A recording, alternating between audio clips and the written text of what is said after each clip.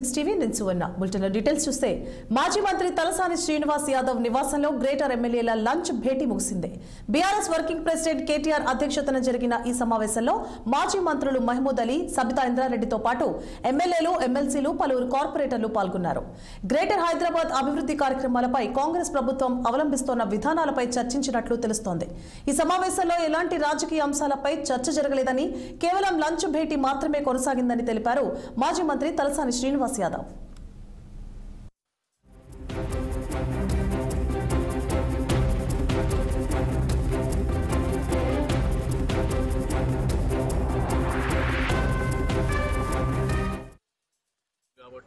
ప్రధానంగా అందరినీ లంచ్ పిలవడం జరిగింది.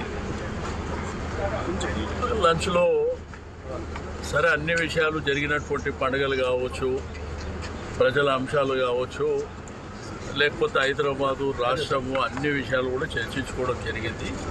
బట్ మీటింగ్ పర్పస్ మాత్రం లంచ్ పిలిచారు. ఆ తర్వాత కూడా మిగిలిన జనరల్గా అందరం రాజకీయ నాయకులమే కాబట్టి అన్ని విషయాలు మాట్లాడడం జరిగింది. మేయర్కు సంబంధించి అంటే దీంట్లో ఏంటంటే అన్ని అంశాలు ఉన్నాయి. ఒక మేయర్ అనే కాదు కానీ చాలా అంశాలు ఉన్నాయి, చాలా మాట్లాడారు. సార్ అవిశ్వాసం పట్ల చర్చ జరిగింది. అదేం పెద్ద డిస్కషన్ కాదు. బట్ ఓవరాల్ ఏంటంటే లంచ్కి పిలిచినప్పుడు ఇక కొత్తగానే గంట 2 గంటలు కూర్చోనికి ఉండదు కదా. అవి అంశాలు గతంలో ఎట్లున్నాం, ఎప్పుడు ఎట్లున్నాం, భవిష్యత్తు ఏంది అని అనేకమైనటువంటి అంశాలు ఉన్నాయి.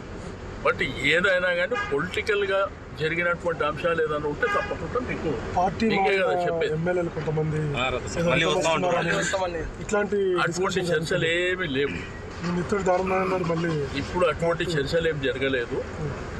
ఓవరాల్గా జరిగినప్పుడు ఏంటంటే రాజకీయ అంశాలు జరిగినాయి, లేకపోతే పండుగల అంశాలు కావచ్చు, అందరి కుటుంబాల విషయాల్లో కావచ్చు. ప్రజాభవన్ వద్ద ప్రజావాణి